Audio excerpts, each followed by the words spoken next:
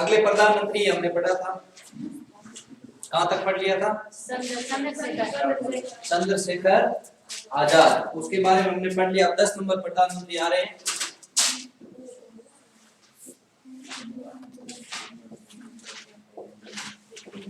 PV Narasimha Rao.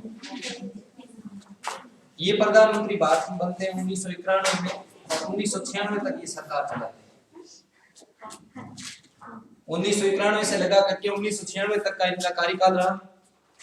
PV Narasimha Rao इनकी सरकार है, वो कांग्रेस पार्टी के लिए प्रत्याशी के रूप में होते हैं और प्रधानमंत्री बनते हैं। इनकी सरकार के अंदर सबसे पहली बात तो ये दक्षिण भारत के पहले प्रधानमंत्री थे। दक्षिण भारत कहाँ है आपको पता है? दक्षिण भारत के पहले प्रधानमंत्री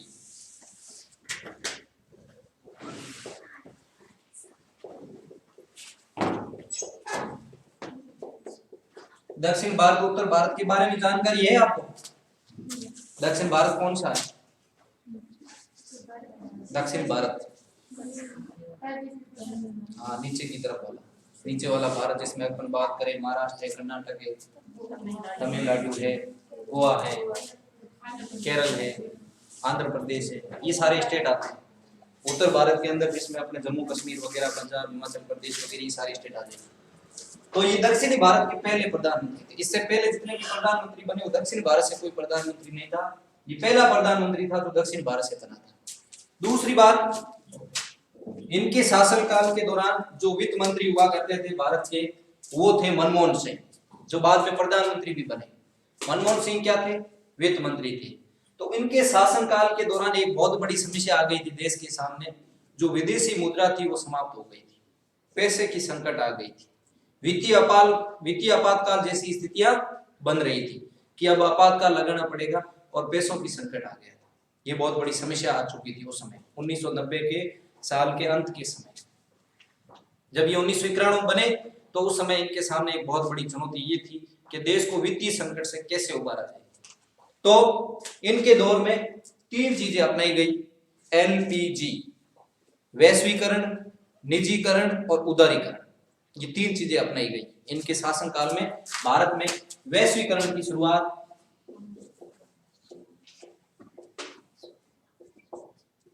वैश्वीकरण, निजीकरण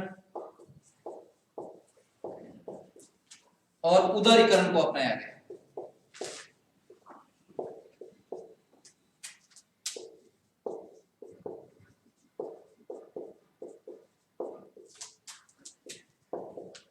अब प्रश्न यहाँ कैसे बनेगा कि भारत में वैश्वीकरण की शुरुआत हुई, उस समय भारत के प्रधानमंत्री कौन थे? तो भारत के प्रधानमंत्री कौन थे? पीवी नरसिम्हा राव। जब ये सारी चीजें अपनाई गई उस समय भारत के वित्त मंत्री हुआ करते थे। वित्त मंत्री थे वो थे मनमोहन सिंह। अगर वित्त मंत्री का पूछ लिया जाए कि भारत में जब निजीकरण को अपनाया गया या भारत में वैश्वीकरण को अपनाया गया उस समय भारत के वित्त मंत्री कौन थे? तो वित्त मंत्री थे मनमोहन सिंह। जबकि प्रधानमंत्री कौन थे? पीवी नरसिम्हा राव। उस समय देश के अंदर संकट आ चुका था और उन संकट से निपटने के लिए ये प्रयोग किया गया था, जिसमें वैश्वीकरण का मतलब होता है कि अपनी अर्थव्यवस्था को खोल देना। इससे पहले भारत में क्या था? अर्थव्यवस्था थी वो भारत सरकार के नियंत्रण में हुआ करती थी। वहां पर कोई भी उद्योग वगैरह लगना तो सरकार के नियंत्रण में होता था। ऐसी स्थिति में पूरा सरकारी तंत्र फेल हो चुका था। ऐसी स्थिति में अपने अर्थव्यवस्था को इन्होंने क्या कर दिया था? खोल दिया था। निजीकरण, जो पहले सारी चीजें सरकारी चीजें थी उनको निजीकरण कर दिया था, प्राइवेटाइजेशन कर दिया था जिसे। और उदारीकरण यानी जो उद्योग थे, उद्योगों के लिए जो नियम बना रखे थे वो बहुत कठोर नियम थे। कोई भी व्यक्ति, एक आम नागरिक या एक कोई उद्योगपति उद्योग नहीं खोल सकता था। उन नियमों के अंदर कमी की गई और दूसरे देशों की बहुराष्ट्रीय कंपनियां और भारत के जो उद्योगपति थे उनको उद्योग लगाने के लिए आमंत्रित किया गया था, पैसा निवेश करने के लिए आमंत्रित किया गया था। ये था उदारीकरण। ये तीनों चीजें पीवी नरसिम्हा राव के समय अपनाई गई। इसकी वजह से भारत जो वित्तीय संकट से जूझ रहा था वो समस्या भारत से टल गई। इसीलिए भारत में अब तक वित्तीय संकट यानी वित्तीय आपातकाल नहीं लगा है। आपको पता होना चाहिए कि वित्तीय आपातकाल भारत का राष्ट्रपति कौन से अनुच्छेद के तहत लागू करता है? अनुच्छेद 360। हमने जब राष्ट्रपति की आपातकालीन शक्तियां पढ़ा तब उस समय पढ़ा था वित्तीय संकट। और वित्तीय संकट क्या भारत में लगा है अभी तक? नहीं लगा। वित्तीय संकट किसी सिफारिश पर लगाया जाता है? किसकी सलाह पर लगाया जाता है? मंत्री परिषद या मंत्रिमंडल? मंत्री परिषद, ध्यान रखना। इसके बाद में प्रधानमंत्री बनते हैं हमारे अगले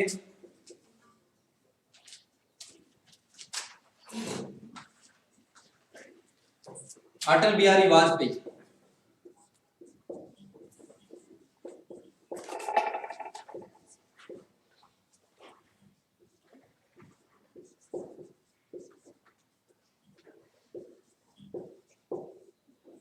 ये प्रधानमंत्री कब बनते हैं?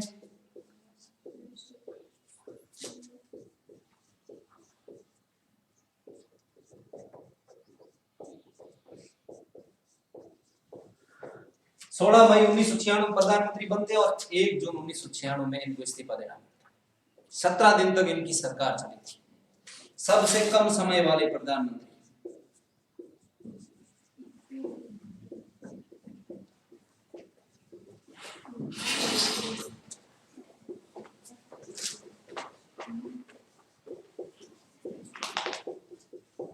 सबसे कम समय वाले प्रधानमंत्री थे वो अटल बिहारी वाजपेयी। पहली बार बने तो कितने दिन तक रहे थे? 17 दिन रहे थे केवल। 17 दिन तक ये अपना बहुमत सिद्ध नहीं कर पाए, क्योंकि 1996 के अंदर जब चुनाव हुए तो किसी भी पार्टी को बहुमत नहीं मिला।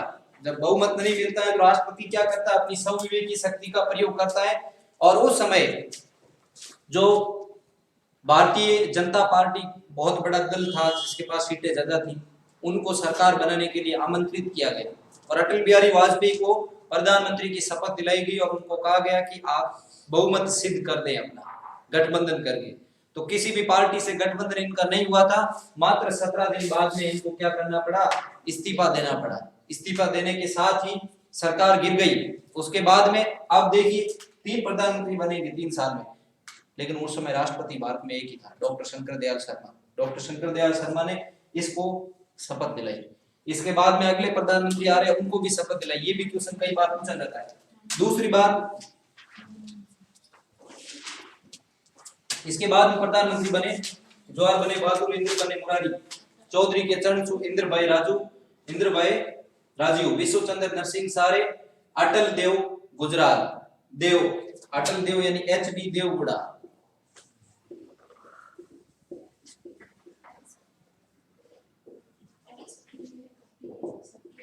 HD देवगौड़ा है वो प्रधानमंत्री बनते हैं।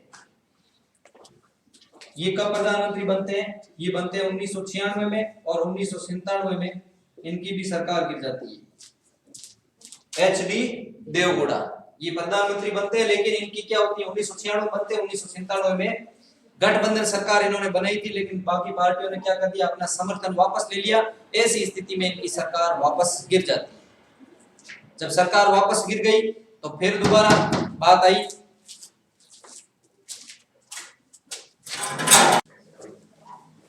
तो HD देवगौड़ा 1997 तक प्रधानमंत्री रहते हैं।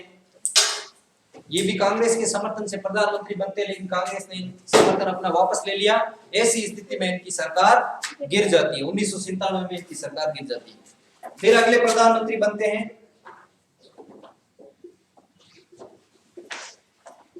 इंद्र कुमार गुजराल, जिसे आई के गुजराल भी कहा जाता है। ये प्रधानमंत्री बनते हैं 1997 में और 1998 में इनकी भी सरकार गिर जाती है। 1997 में प्रधानमंत्री बनते हैं और 1998 में सरकार गिर जाती है, क्योंकि ये भी गठबंधन सरकार से प्रधानमंत्री बने थे। यानी उस समय क्या हुआ था? इस लोकसभा के अंदर किसी भी पार्टी को जब 1996 में चुनाव हुए तो किसी भी दल को क्या नहीं मिली थी? पूर्ण सीटें नहीं मिली थी, बहुमत नहीं मिली थी। तो ऐसी स्थिति में सबसे बड़ा दल होने की वजह से भारत के राष्ट्रपति डॉक्टर शंकर दयाल शर्मा ने अटल बिहारी वाजपेयी को सरकार बनाने के लिए आमंत्रित किया, लेकिन अटल बिहारी वाजपेयी अपनी बहुमत सिद्ध नहीं कर पाए। ऐसी स्थिति में मात्र 17 दिन बाद में उन्होंने क्या कर दिया था? इस्तीफा दे दिया था। तो सबसे कम समय वाले प्रधानमंत्री की बात आएगी तो कौन होगा? अटल बिहारी वाजपेयी। सबसे अधिक समय की बात आएगी तो सबसे ज्यादा प्रधानमंत्री कौन रहे थे? पंडित जवाहरलाल नेहरू। दूसरी बात, इसके बाद में जब गठबंधन से सरकार कांग्रेस के समर्थन से एच डी देवगौड़ा प्रधानमंत्री बनते हैं, लेकिन कांग्रेस पार्टी ने अपना समर्थन वापस ले लिया। ऐसी स्थिति में इनकी सरकार गिर गई। उसके बाद इंद्र कुमार गुजराल आते हैं, जो 3-4 पार्टियों से गठबंधन करके सरकार बनाते हैं, लेकिन उन पार्टियों ने क्या, डीएमकेडी जो एक पार्टी थी उसने अपना क्या है, समर्थन वापस ले लिया था। डीएमकेडी, द्रविड़ मुनेत्र कड़गम पूरा नाम है उसका। डीएमकेडी पार्टी ने क्या कर दिया था, अपना समर्थन वापस ले लिया था। और इसके ऊपर बहुत सारे घोटाले उस समय लगे थे, जिसमें एक लालू का चारा घोटाला लगा था। लालू प्रसाद यादव इसकी सरकार में शामिल थे। लालू प्रसाद यादव की पार्टी शामिल थी, जेडीयू। उसमें लालू प्रसाद के ऊपर चारा घोटाला के ऊपर आरोप लगे थे, बहुत सारे आरोप इनके ऊपर लगे थे। ऐसी स्थिति में डीएमकेडी पार्टी ने अपना समर्थन वापस ले लिया। जैसे समर्थन वापस लिया तो इनकी सरकार गिर गई। फिर अगले प्रधानमंत्री बनते हैं इनके बाद में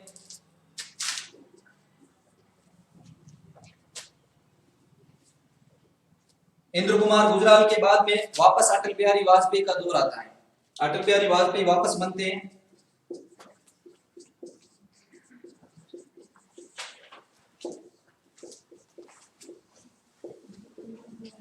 अटल बिहारी वाजपेयी वापस प्रधानमंत्री बनते हैं और 1998 से लगा करके 1999 तक प्रधानमंत्री रहते हैं। फिर यहाँ पर अटल बिहारी वाजपेयी की सरकार गिर जाती है, फिर चुनाव हो जाते हैं और चुनाव होने के बाद में अटल बिहारी सरकार बनती है और 2004 तक पूर्ण रूप से सरकार रहती है। अब अटल बिहारी वाजपेयी की यहाँ सरकार बनती है, 1998 में प्रधानमंत्री बनते हैं और 1999 में इनको क्या करना पड़ता है, फिर इस्तीफा देना पड़ता है।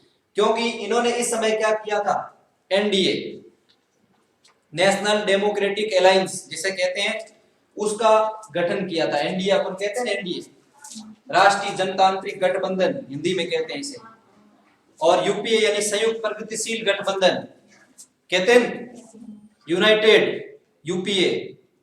यूपीए के बारे में नहीं पता आपको? यूपीए जिसका नेतृत्व कौन करती है, यूपीए गठबंधन का कांग्रेस। एनडीए गठबंधन का नेतृत्व कौन कर रही है, बीजेपी। तो इन्होंने एनडीए गठबंधन बनाया और एनडीए गठबंधन में क्या किया, बहुत सारी जो क्षेत्रीय पार्टियां थी उस क्षेत्रीय पार्टियों को अपने अंदर मिला दिया और मिला करके इन्होंने सरकार बनाई। और सरकार बनाई, लेकिन कुछ समय बाद में क्या कर दिया था, एनडीए गठबंधन में फूट पड़ चुकी थी, इसकी वजह से इनको वापस इस्तीफा देना पड़ा।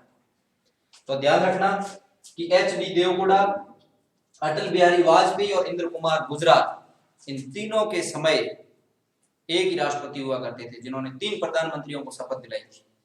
वो थे डॉक्टर शंकर दयाल शर्मा। नाम याद रहेगा, डॉक्टर शंकर दयाल शर्मा थे जिन्होंने अटल बिहारी वाजपेयी को शपथ दिलाई, उसके बाद में एच डी देवगौड़ा को शपथ दिलाई, उसके बाद इंद्र कुमार गुजराल को शपथ दिलाई। 3 प्रधानमंत्रियों को शपथ दिलाने वाला एकमात्र भारत का राष्ट्रपति था, वो थे डॉक्टर शंकर दयाल शर्मा। क्योंकि इस समय उथल पुथल चल रहा था राजनीति के अंदर, कभी कौन सी सरकार बन रही, कभी गठबंधन वापस लिया जा रहा, फिर वापस दूसरे दल के नेता गठबंधन करके सरकार बना रहे थे, इस तरीके का दौर चला था। अब इस समय क्या हुआ था, आपको पता होना चाहिए, 1999 के अंदर कि कारगिल युद्ध हुआ था। आप सब जानते हो कारगिल युद्ध हुआ था, नहीं हुआ था 1999 के अंदर। तो 1999 के अंदर एक कारगिल युद्ध हुआ था। वो कारगिल युद्ध के समय जो भारत के प्रधानमंत्री कौन थे, आपको पूछ लिया जाए तो कारगिल युद्ध के समय भारत के प्रधानमंत्री थे वो अटल बिहारी वाजपेयी थे। कारगिल युद्ध किन 2 देशों के बीच में हुआ था, भारत और पाकिस्तान के बीच में हुआ था। कारगिल कहां पर है, जम्मू कश्मीर में। उस स्थान को लेकर दोनों देशों के बीच में क्या हो गई थी, लड़ाई हो गई थी। इस लड़ाई के समय भारत के जो प्रधानमंत्री हुआ करते थे वो अटल बिहारी वाजपेयी थे। अब अटल बिहारी वाजपेयी ने क्या किया यहाँ पर कि पाकिस्तान के ऊपर जब कारगिल में पाकिस्तान ने आक्रमण किया तो भारत ने उसका जवाब दिया। ऐसी स्थिति में पाकिस्तान को मुंह की खानी पड़ी और पाकिस्तान है वो युद्ध हार गया और अटल बिहारी वाजपेयी की छवि थी वो भारतीय जनता में और ज्यादा बढ़ गई। अटल बिहारी वाजपेयी पूरी भारतीय जनता के अंदर छा चुके थे। ऐसी स्थिति में चुनाव होता है तो चुनाव होते ही भारत की जनता है पूर्ण बहुमत के साथ सरकार इनके हाथों में दे देती, क्योंकि उनको पता लग चुका था ये बहुत अच्छे नेता हैं, भारत की सरकार को संभाल सकते हैं। क्योंकि इससे पहले भारत की जनता परेशान हो चुकी थी, कभी कोई प्रधानमंत्री बन रहा है 1 साल के लिए, कभी 15 दिन के लिए, कभी 17 दिन के लिए, कभी कैसे चल रहा है, इस तरीके से चल रहा था सिस्टम। कोई 1 साल बन रहा, कोई 1.5 साल बन रहा, कोई 17 दिन के लिए बन रहा, ऐसी परिस्थितियां हुई थी। लेकिन लास्ट में अटल बिहारी वाजपेयी ने जैसे ही मोर्चा संभाला, उस समय पाकिस्तान ने क्या कर दिया, भारत के ऊपर आक्रमण कर दिया। और इसी के समय भारत में जो लाहौर और दिल्ली के बीच में एक बस सेवा शुरू की गई थी, इन्हीं के समय की गई थी। 1999 के अंदर लाहौर और दिल्ली के बीच में एक बस सेवा शुरू की गई थी, एक बस चलाई गई थी पाकिस्तान और भारत को जोड़ने के लिए। उसके बाद में युद्ध होता है दोनों देशों के बीच में, और युद्ध के समय अटल बिहारी वाजपेयी ने बहुत अच्छा नेतृत्व किया देश का। और ऐसी स्थिति में वापस जब अटल बिहारी दोबारा चुनाव होते हैं, तो दोबारा अटल बिहारी वाजपेयी बहुमत के साथ प्रधानमंत्री बनते हैं और 2004 तक भारत में शासन चलाते हैं। अब आप इस चीज को नोट डाउन कीजिए जल्दी से, उसके बाद में आगे अपन दूसरे कार्यकाल के बारे में इनकी बात करेंगे।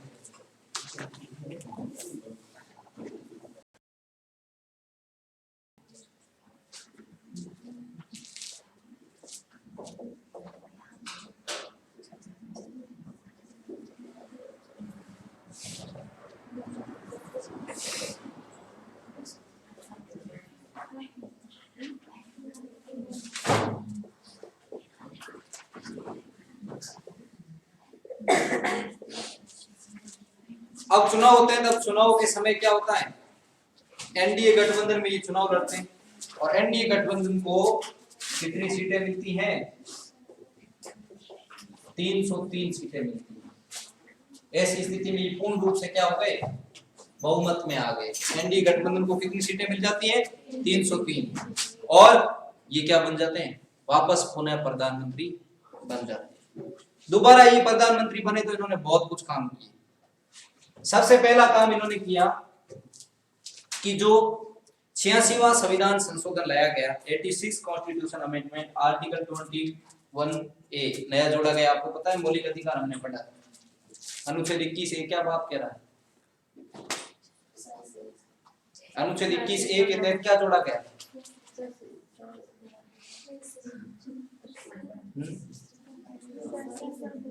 सशस्त्र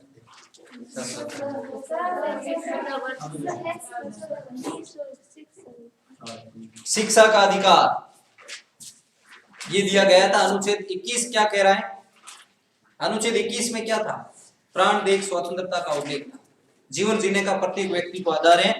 लेकिन अनुच्छेद 21A को नया जोड़ा गया, और कब जोड़ा गया, 86वें संविधान संशोधन के तहत। इन्हीं के कार्यकाल में 86वें संविधान संशोधन 2002 के द्वारा शिक्षा के अधिकार को स्वतंत्रता यानी मौलिक अधिकारों में शामिल कर दिया। इसे किन में शामिल कर दिया गया, स्वतंत्रता का अधिकार आता है उसमें शामिल किया गया, शिक्षा के अधिकार को स्वतंत्रता के अधिकार में शामिल कर दिया गया।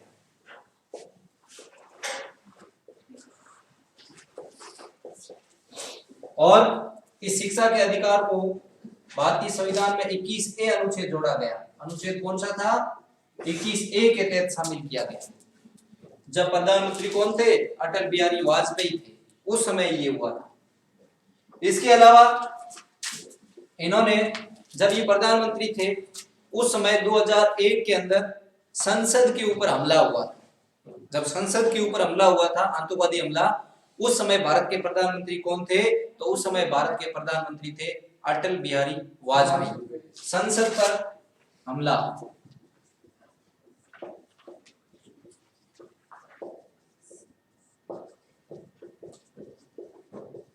हमले के समय ये प्रधानमंत्री थे। संसद पर हमला कब हुआ था, ये हुआ था 2001 के अंदर, संसद के ऊपर हमला कर दिया गया, उस समय ये प्रधानमंत्री थे। इसके बाद में ये क्या, 2002 के अंदर आतंकवाद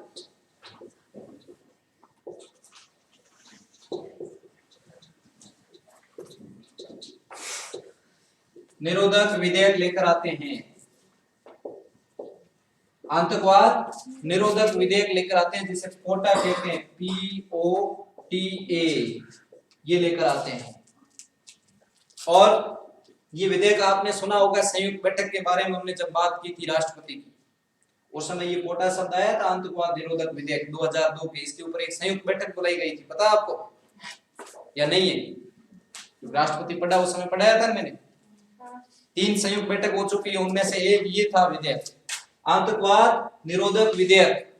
ये 2002 में आतंकवादियों के खिलाफ एक विधेयक लाया जाता है, लेकिन दोनों मत सदनों में क्या हो जाता है, मतभेद उत्पन्न हो जाता है, और मतभेद उत्पन्न होने की वजह से राष्ट्रपति ने क्या बुलाई थी, संयुक्त बैठक बुलाई थी, और इसके ऊपर संयुक्त बैठक से पारित हुआ था ये विधेयक। संयुक्त बैठक राष्ट्रपति कौन से अनुच्छेद के तहत बुलाता है? संयुक्त बैठक बताया था मैंने, अनुच्छेद 108 के तहत भारत का राष्ट्रपति क्या है, संयुक्त बैठक बुलाता है। और संयुक्त बैठक की अध्यक्षता हमेशा कौन करता है? लोकसभा का अध्यक्ष। ये तो आपने सुना होगा, लेकिन लोकसभा का अध्यक्ष संयुक्त बैठक की अध्यक्षता करता है। ये कौन से अनुच्छेद में प्रावधान किया गया? अनुच्छेद 111 में राष्ट्रपति की विधेयक संबंधी शक्तियां आती है। अनुच्छेद 118 ये कह रहा है, 108 में संयुक्त बैठक बुलाना, ध्यान रखिए 10 और जोड़ दो। 108 में क्या है, संयुक्त बैठक बुलाई जाती है, किसके द्वारा बुलाई जाती है? राष्ट्रपति द्वारा बुलाई जाती है, और उसकी अध्यक्षता हमेशा लोकसभा अध्यक्ष करेगा। ये बात कौन से अनुच्छेद, उसके 10 अनुच्छेद बाद यानी 118 में लिखी हुई है। अब देखिए कि लोकसभा अध्यक्ष मान लो उपस्थित नहीं होता है, ऐसी स्थिति में संयुक्त बैठक की अध्यक्षता कौन करेगा? जब लोकसभा का अध्यक्ष उपस्थित नहीं हो पाता है, ऐसी स्थिति में उस संयुक्त बैठक की अध्यक्षता कौन करेगा? राज्यसभा का सभापति, भारत के प्रधानमंत्री, लोकसभा के उपाध्यक्ष या राष्ट्रपति? राइट आंसर क्या होगा? जब लोकसभा अध्यक्ष उपस्थित नहीं हो तो संयुक्त बैठक की अध्यक्षता कौन करेगा? कौन करेगा?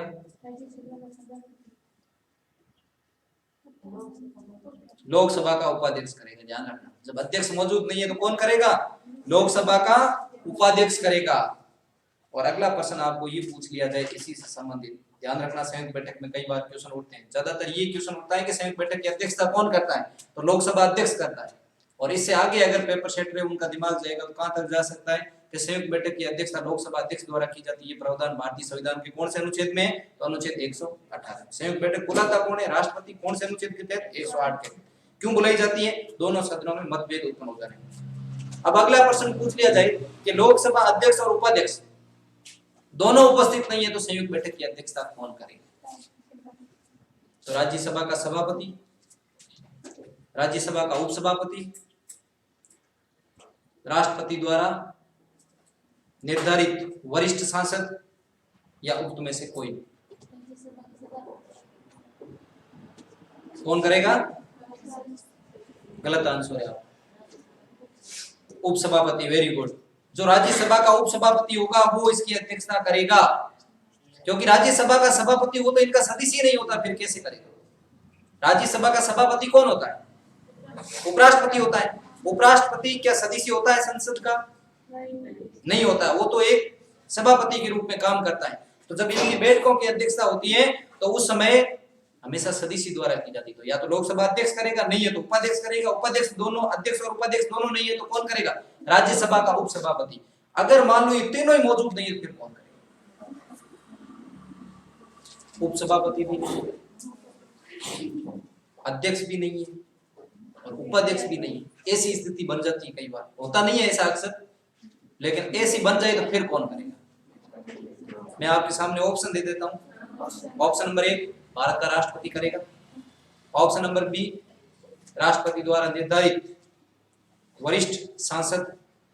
ऑप्शन नंबर सी राज्यसभा का सभापति। और ऑप्शन नंबर डी उपयुक्त में से कोई नहीं। कौन करेगा? अब यहाँ आपके दिमाग की जरूरत है, आप थोड़ा बहुत दिमाग लगाओगे तो आंसर आ जाएगा, ऑटोमेटिकली आ जाएगा। राष्ट्रपति, मैं ये कह रहा हूँ कि संयुक्त बैठक की अध्यक्षता लोकसभा अध्यक्ष करता है। लोकसभा अध्यक्ष नहीं तो उपाध्यक्ष करेगा। उपाध्यक्ष और अध्यक्ष दोनों नहीं है तो राज्यसभा का उपसभापति करेगा। जब तीनों ही नहीं है तो कौन करेगा? तो ऑप्शन ए या तो भारत का राष्ट्रपति करेगा, ऑप्शन नंबर बी राष्ट्रपति द्वारा निर्धारित सांसद, वरिष्ठ सांसद द्वारा की जाएगी, या राज्यसभा के सभापति द्वारा, या उपयुक्त में से कोई।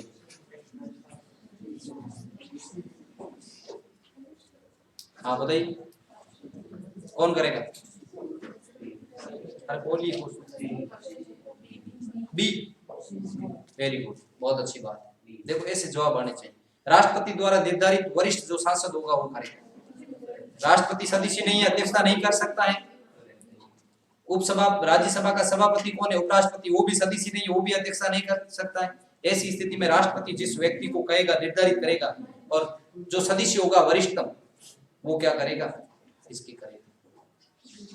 अब चारों ही नहीं है तो आगे ऐसा प्रश्न आएगा भी। पहली बात 3 नहीं है, ये तो हो सकता है, चौथे तक जा सकता है, इससे आगे उनका दिमाग जाएगा। यहाँ तक ध्यान रखना, संयुक्त बैठक से संबंधित प्रश्न उठ जाएगा। तो ये 2002 वाला विधेयक था, ये संयुक्त बैठक इनके ऊपर बुलाई गई। अब तक भारत में 3 संयुक्त बैठक हो चुकी है, जिसमें से एक ये भी था, आतंकवाद निरोधक विधेयक। एक था बैंकिंग सेवा विधेयक पर संयुक्त बैठक बुलाई गई थी। एक दहेज विधेयक, दहेज निरोधक विधेयक पर संयुक्त बैठक बुलाई गई थी। और एक था आतंकवाद निरोधक विधेयक, इनके ऊपर संयुक्त बैठक बुलाई गई। ध्यान रखना, 3 संयुक्त बैठक बुलाई जा चुकी है। एक तो दहेज निरोधक विधेयक पर दोनों सदनों में संयुक्त बैठक हुई थी। एक था बैंकिंग सेवा विधेयक के ऊपर संयुक्त बैठक हुई थी। और एक थी आतंकवाद निरोधक विधेयक के ऊपर संयुक्त बैठक। 3 बैठक हो चुकी है। अब देखिए, जब ये प्रधानमंत्री बने तो इन्होंने क्या कर दिया कि शिक्षा के अधिकार को स्वतंत्रता के अधिकार में शामिल कर दिया गया कि अब 6 से 14 वर्ष तक के बच्चों को निःशुल्क शिक्षा उपलब्ध करवाई जाएगी। ये बात किसने की? अटल बिहारी वाजपेयी ने ये काम किया। दूसरा, जब ये प्रधानमंत्री थे उस समय क्या हुआ? संसद पर हमला हो गया। जब संसद पर हमला हुआ तो इन्होंने क्या, तुरंत अधिनियम लेके आए। बहुत एक्टिव प्रधानमंत्री थे, बहुत तुरंत इन्होंने कार्यवाही की और 2002 आतंकवाद निरोधक विधेयक को पारित कर दिया। और इस विधेयक के तहत आतंकवादियों के खिलाफ कार्रवाई करने के जो दिशा निर्देश है वो लागू हो चुके थे। ये काम अटल बिहारी वाजपेयी ने किया था। अटल बिहारी वाजपेयी के समय ये काम हुए थे। इसके अलावा 1999 के अंदर ही इनके शासनकाल में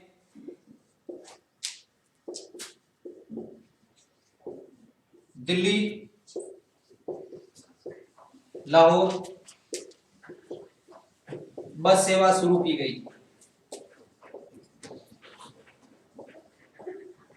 दिल्ली लाहौर बस सेवा शुरू की गई थी इनके द्वारा।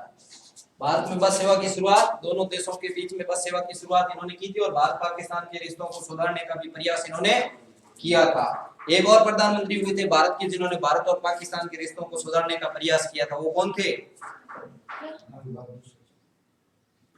एक और भारत के प्रधानमंत्री थे जिसे निशान ए पाक, पाकिस्तान का सर्वश्रेष्ठ पुरस्कार है, जो इससे नवाजा जा चुका था। कल मैंने पढ़ाया था, मोरारजी देसाई। वेरी गुड, मोरारजी देसाई ऐसे प्रधानमंत्री थे जिन्होंने भारत और पाकिस्तान के रिश्तों को सुधारने हेतु सबसे ज्यादा काम किया था। इसलिए 1999 में पाकिस्तान की सरकार ने उस पाकिस्तान का सर्वश्रेष्ठ पुरस्कार, जैसे भारत का भारत रत्न होता है उसी प्रकार पाकिस्तान का सर्वश्रेष्ठ पुरस्कार होता है निशान ए पाक। उस पुरस्कार से क्या किया था? भारत के प्रधानमंत्री को सम्मानित किया। दूसरे प्रधानमंत्री हुए थे अटल बिहारी वाजपेयी। इनके शासनकाल के अंदर क्या हुआ था? इनके शासनकाल के अंदर भारत और पाकिस्तान के रिश्तों में गड़बड़ भी हुआ था और भारत और पाकिस्तान के रिश्तों को सुधारने का भी प्रयास किया था। इन्हीं के शासनकाल में फ्लाइट हाईजैक हुआ था 2001 के अंदर। जब ये प्रधानमंत्री थे उस समय क्या हुआ था कि दिल्ली से काठमांडू के लिए उड़ान भरने वाली एक फ्लाइट थी। उस फ्लाइट को आतंकवादियों ने क्या कर दिया था? हाईजैक कर दिया था। और उसको यहाँ से कहाँ लेके चले गए थे? अफगानिस्तान लेके चले गए थे। और उस समय भारत के विदेश मंत्री हुआ करते थे जसवंत सिंह, जो बाड़मेर के सांसद थे। और आतंकवादियों ने मांग की थी कि कुछ आतंकवादी है वो 2001 के हमले के दौरान यहाँ पकड़े गए थे, उनको जेल में डाल दिया था। तो उस समय आतंकवादियों ने मांग की कि जब तक आप आतंकवादियों को नहीं छोड़ोगे तब तक इस फ्लाइट में जितने भी सवार व्यक्ति हैं उन सबको उड़ा दिया जाएगा गोलियों से। ऐसी स्थिति में विदेश मंत्री की चतुराई भरी काम की वजह से भारत के लोगों को भी वापस ले आए और आतंकवादियों को भी मार दिया। दोनों काम कर दिए गए। तो 2001 में फ्लाइट हाईजैक किया गया था।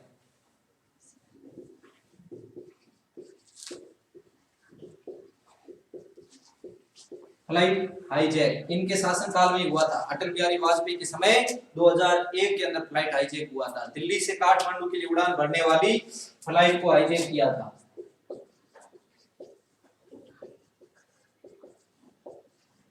और उसका रास्ता वो परिवर्तन करवा दिया गया था। दिल्ली से काठमांडू के इसके ऊपर एक पूरी मूवीज बनी हुई है, फ्लाइट हाईजैक मूवी लिख देना, आप आ जाएगा उसमें अपना। दिल्ली से काठमांडू के लिए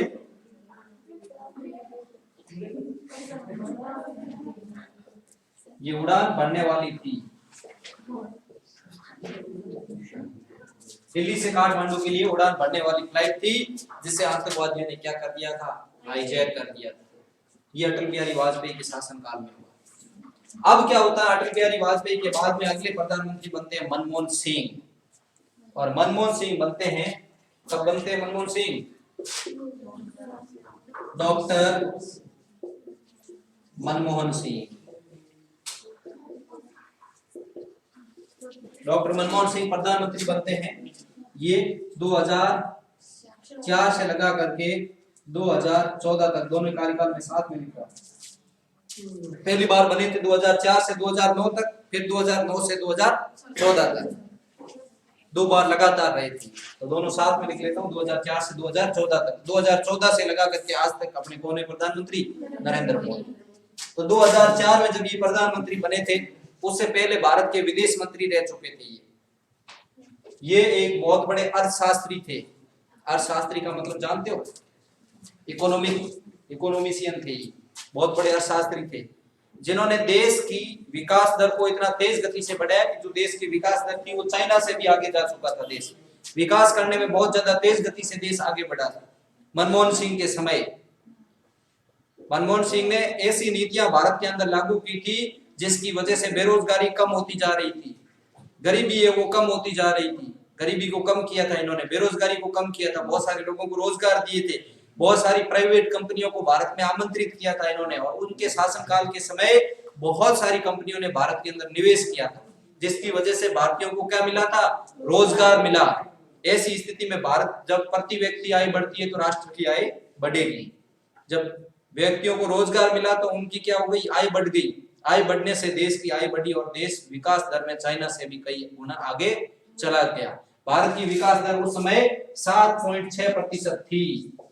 चाइना की कितनी थी? 6.7%। 10 में से 7.6% विकास दर भारत की थी।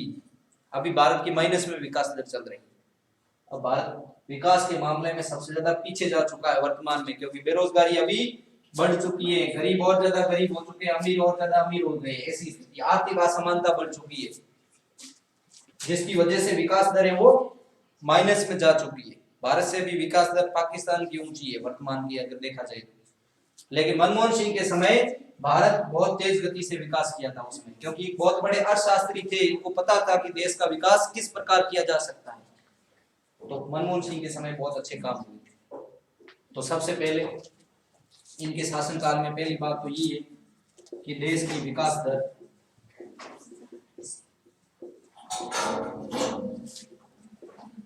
बढ़ी थी।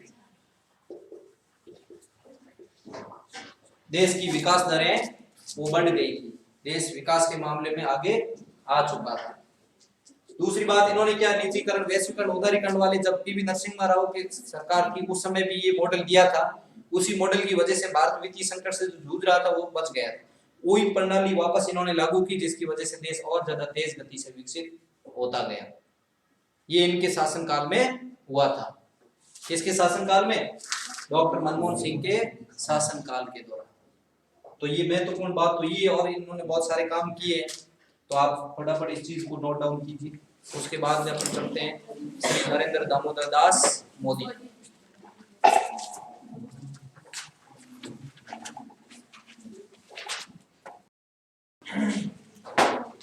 पहली बार ये प्रधानमंत्री बने 2004 से 2009 तक। 2004 में बने थे और 2009 तक रहे थे। अब देखिए, जब 2004 में ये प्रधानमंत्री बने तो उस समय ये राज्यसभा के मेंबर हुआ करते थे, लोकसभा के सदस्य नहीं थे। किसके सदस्य थे? राज्यसभा। तो क्या कोई राज्यसभा का सदस्य प्रधानमंत्री बन सकता है? बन सकता है?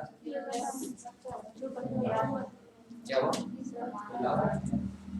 बन सकता है? चलो ठीक है। अगर वो किसी भी सदन का सदस्य नहीं है तो भी प्रधानमंत्री बन सकता है क्या? फिर उसके आगे क्या शर्त है? 6 माह के अंदर क्या करनी पड़ेगी उसे? 6 माह तक उसने अगर सदस्यता किसकी ले ली तो बच जाएगा, अन्यथा इस्तीफा देना पड़ेगा। गलत, लोकसभा नहीं है, राज्यसभा या लोकसभा में किसी की भी लेनी पड़ेगी उसको, एक ही। बिना किसी, यानी कोई भी व्यक्ति ऐसा हो, मंत्री हो या प्रधानमंत्री, उनके मंत्री परिषद के बारे में बात हो रही। जब हमने मंत्री परिषद पढ़ा उस समय बताया था मैंने आपको कि कोई भी व्यक्ति वैसे भी प्रधानमंत्री बन सकता है, वैसे भी मंत्री बन सकता है अगर वो सदस्य नहीं है तो भी। लेकिन शर्त क्या है कि 6 महीने के अंदर अंदर उसे या तो राज्यसभा की सदस्यता स्वीकार करनी पड़ेगी या लोकसभा की सदस्यता स्वीकार करनी पड़ेगी, दोनों में से एक ही करनी पड़ेगी, अन्यथा उसे क्या करना पड़ेगा? इस्तीफा देना पड़ेगा, त्याग पत्र देना पड़ेगा। तो मनमोहन सिंह जब पहली बार प्रधानमंत्री बने ये तो राज्यसभा के सदस्य थे। अब आपके दिमाग में होगा कि सर ने हमें बताया कि लोकसभा में बहुमत दल का नेता होता है वही प्रधानमंत्री बनता है, ये तो राज्यसभा का है, फिर ये कैसे बन गया? तो इसका उत्तर सुन लीजिए, सदस्य हो चाहे किसी का भी हो सकता हो, लेकिन लोकसभा का समर्थन उस व्यक्ति के पक्ष में होना चाहिए। तो उस समय लोकसभा के जो सदस्य थे, यहाँ पर जो यूपीए गठबंधन था, यूपीए गठबंधन को क्या है, ज्यादा सीटें मिली। यूपीए गठबंधन को क्या मिली? ज्यादा सीटें मिल गई। एनडीए गठबंधन है वो कम आया। यूपीए गठबंधन को ज्यादा सीटें मिलने की वजह से लोकसभा के सदस्यों ने समर्थन किसका किया? मनमोहन सिंह का किया, जबकि खुद का ये क्या थे? राज्यसभा के सदस्य थे। फिर ये प्रधानमंत्री बन गए। यानी लोकसभा का समर्थन उस व्यक्ति के प्रति होना चाहिए। ये कोई जरूरी नहीं है कि वो लोकसभा का सदस्य हो, ऐसा कोई जरूरी नहीं। लोकसभा में बहुमत उसको मिलना चाहिए, तभी वो प्रधानमंत्री बन सकता, अन्यथा नहीं बन सकता। तो पहली बार ये प्रधानमंत्री बने तो राज्यसभा के सदस्य, दूसरी बार बने तो भी राज्यसभा के सदस्य थे, ध्यान रखना। लोकसभा के सदस्य अभी तक नहीं हुए, अभी और राज्यसभा के सदस्य और राजस्थान से, ध्यान रखना, एक और राजस्थान से ये राज्यसभा के सदस्य, ये राज्यसभा के सदस्य थे जब प्रधानमंत्री बने तब। दूसरी बात, ये इन्होंने क्या किया था? महानरेगा योजना, आपने नाम सुना होगा, महात्मा गांधी राष्ट्रीय ग्रामीण रोजगार योजना। ये महानरेगा योजना लेके आए 2005 के अंदर। ये कौन लेके आए? डॉक्टर मनमोहन सिंह। इन्होंने क्या किया था? गरीब लोगों को रोजगार कैसे दिया जाए, गांव के अंदर बैठे हुए लोगों को रोजगार कैसे दिया जाए, तो उन्होंने कहा कि महानरेगा योजना ले आओ, जिसके तहत जो भी गांव में चाहे जल स्रोत हो या और भी कोई काम हो, वो काम भी हो जाएगा और लोगों को रोजगार भी मिल जाएगा। ये योजना लेकर आते हैं तो जिससे गरीब लोगों को बहुत ज्यादा रोजगार मिला था। तो इनको गरीबों का प्रधानमंत्री भी कहा जाता है। एक इंदिरा गांधी थी, दूसरे ये थी। तो मनमोहन सिंह ने गरीबों के लिए बहुत सारी योजनाएं लेकर आए थे, जिनमें से एक योजना थी उनकी महानरेगा योजना, 2005 के अंदर लाई गई थी। इसके बाद में दूसरी बार प्रधानमंत्री ये बनते हैं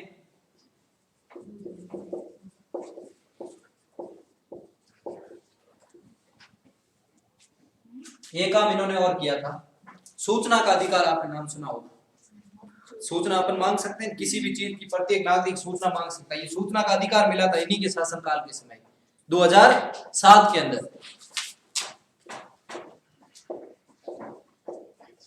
सूचना का अधिकार किस प्रधानमंत्री के शासनकाल में मिला था?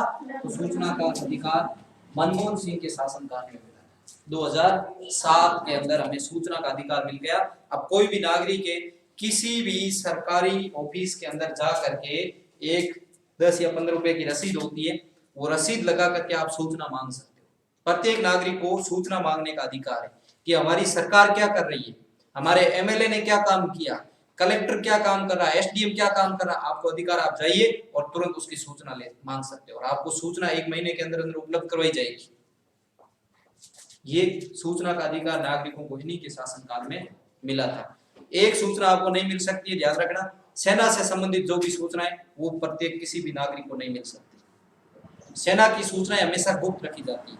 बाकी किसी भी प्रकार की सूचनाएं आपको उपलब्ध करवाई जाएगी, क्योंकि आपको ये अधिकार मिल चुका था 2007 के अंदर, जिसे अपन सूचना का अधिकार कहते हैं।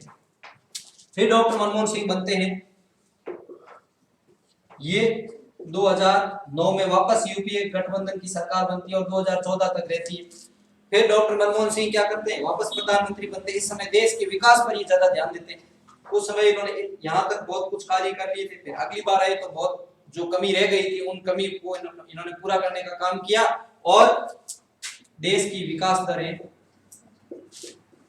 देश की जो जीडीपी जिसे कहते हैं अपन या विकास दर कहते हैं, ये विकास दर क्या हो गई, बढ़ गई। और विकास दर उस समय भारत की कितनी थी, 7.6%, 7.6% आ गई थी। चाइना की उस समय 6.7 थी। चाइना भारत की विकास दर से पीछे रह गया था, इतना तेज गति से भारत ने विकास किया था। उसके बाद में अगले प्रधानमंत्री बनते हैं श्री नरेंद्र मोदी।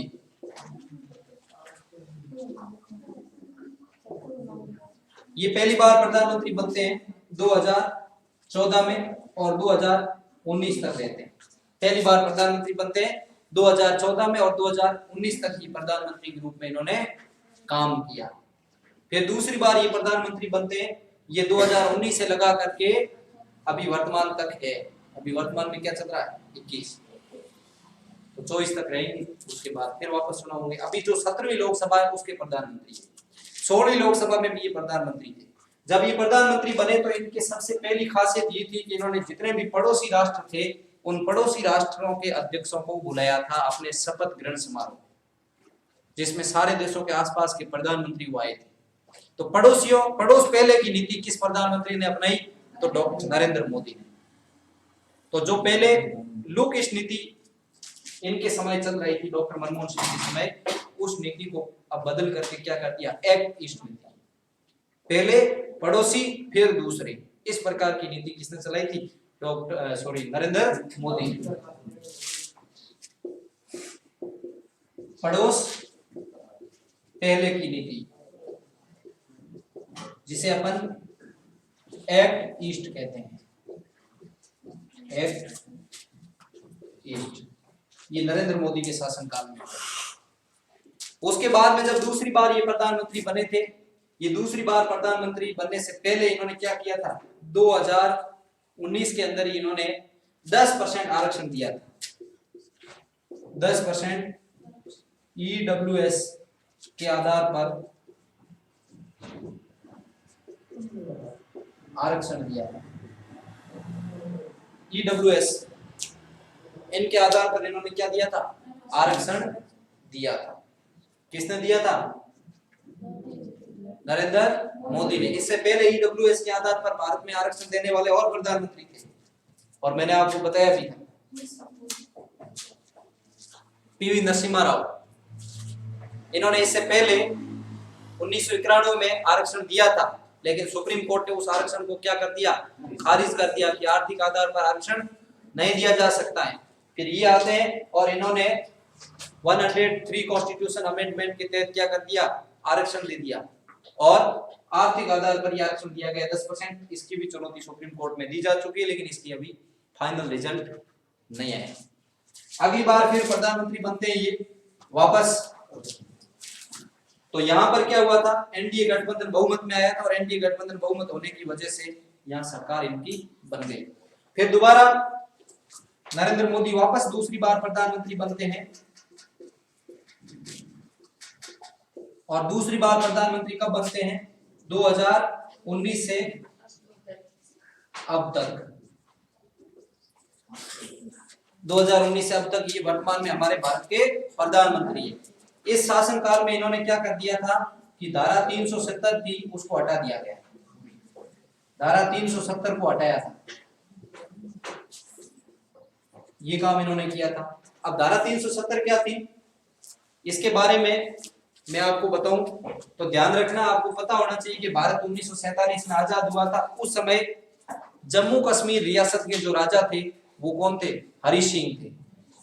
तो लॉर्ड माउंटबेटन योजना के तहत ये तय हुआ था कि जो रियासत भारत में मिलना चाहे तो भारत में मिल सकती है, जो रियासत पाकिस्तान में जाना चाहे तो पाकिस्तान में जा सकती है, और जो रियासत दोनों में नहीं जाना चाहे तो वो स्वतंत्र रह सकती है। तो जम्मू कश्मीर ने कहा कि ना तो हम भारत में शामिल होंगे, हरि सिंह ने कहा ना हम पाकिस्तान में शामिल होंगे, हम तो अपनी रियासत को नया राष्ट्र बनाएंगे। लेकिन मामला गड़बड़ हो गया। 1948 में क्या हुआ, पाकिस्तान की सेना ने रात्रि में कबीलाइयों के बेस में जम्मू कश्मीर पर अटैक कर दिया। जब जम्मू कश्मीर पर अटैक हो जाता है तो जम्मू कश्मीर की सेना कमजोर थी। ऐसी स्थिति में हरि सिंह सीधे जा पहुंचते हैं सरदार वल्लभ भाई पटेल के पास। सुबह सरदार वल्लभ भाई पटेल से मिलते हैं दिल्ली के अंदर और उनसे सहायता मांगते हैं। किस चीज की? भारतीय सेना। तो सरदार वल्लभ भाई पटेल ने मना कर दिया कि हम आपको सहायता तभी दे सकते हैं जब आप भारत में मिलना चाहोगे तब। इस विलय पत्र ला के डाल दिया सबसे पहले। पहली शर्त हमारी ये कि इसके ऊपर हस्ताक्षर कर दो। अब मजबूरी थी, नहीं करे तो उधर पाकिस्तान में जाना पड़ता था। ऐसी स्थिति में इन्होंने क्या कहा हरि सिंह ने कि आप हमें कुछ विशेष प्रावधान दीजिए। तो हरि सिंह ने कहा विशेष प्रावधान दीजिए। उस समय कहा सरदार वल्लभ भाई पटेल ने चलो ठीक है, आपको कुछ बाकी राज्यों से विशेष प्रावधान दे देते हैं। उनके लिए संविधान अलग से बनता, वहां की विधानसभा के सदस्यों का कार्यकाल 6 वर्ष हुआ करता था। ये सारी चीजें थी। वहां पर कोई भी व्यक्ति स्थायी रूप से संपत्ति खरीद करके बस नहीं सकता था। दूसरे राज्यों का नागरिक स्थायी रूप से नहीं रह सकता था। ये सारी चीजें प्रावधान कर दिए गए थे अनुच्छेद 370 के तहत और 35A के तहत। इस तरीके से 1948 में जम्मू कश्मीर को भारत में मिलाया गया। अब अनुच्छेद 1 क्या कह रहा है? भारत सभी राज्यों का एक संघ है, सभी राज्यों के लिए एक ही संविधान है, लेकिन जम्मू कश्मीर उनके लिए संविधान अलग से। उसको हटा करके नरेंद्र मोदी ने क्या कर दिया, अब पूरे राज्यों के लिए एक ही संविधान, एक ही कानून, एक ही सिस्टम चलेगा, अलग से कोई सिस्टम नहीं होगा। इसको हटा दिया गया। तो इस तरीके से ये धारा 370 थी जिसको हटा करके नरेंद्र मोदी ने वहां सामान्य सब सिस्टम समान कर दिया। ये थी धारा 370। तो इस तरीके से हमारे प्रधानमंत्री क्या हो जाते हैं, कंप्लीट हो जाते हैं। व्यक्तिगत रूप से बात करें तो 15वें प्रधानमंत्री नरेंद्र मोदी। कौन से? 15वें। और क्रमानुसार बात करें तो 21वें। इसमें कई जो कार्यवाहक प्रधानमंत्री उन दो को शामिल कर लिया जाए तो 21वां प्रधानमंत्री नरेंद्र मोदी, और उनको शामिल नहीं किया जाए क्योंकि 2 बार गुलजारीलाल नंदा बने। तो ऐसी स्थिति में 15वीं बार व्यक्तिगत रूप से बात करें तो कई तो 2 बार बने। तो ऐसी स्थिति में ये 15वें प्रधानमंत्री। 17वीं लोकसभा वर्तमान में चल रही है और 2024 तक ही चलेगी। अब 2024 तक इनका शासन रहेगा। हो सकता है लोकसभा पहले भी भंग हो सकती है, अभी उसके बारे में कुछ कह नहीं सकते, लेकिन वर्तमान तक है तो नरेंद्र मोदी। तो प्रधानमंत्री अपने हो चुके हैं कंप्लीट। अगली क्लास में हम बात करेंगे संसद के बारे में, तो ये आप नोट डाउन कर लीजिए।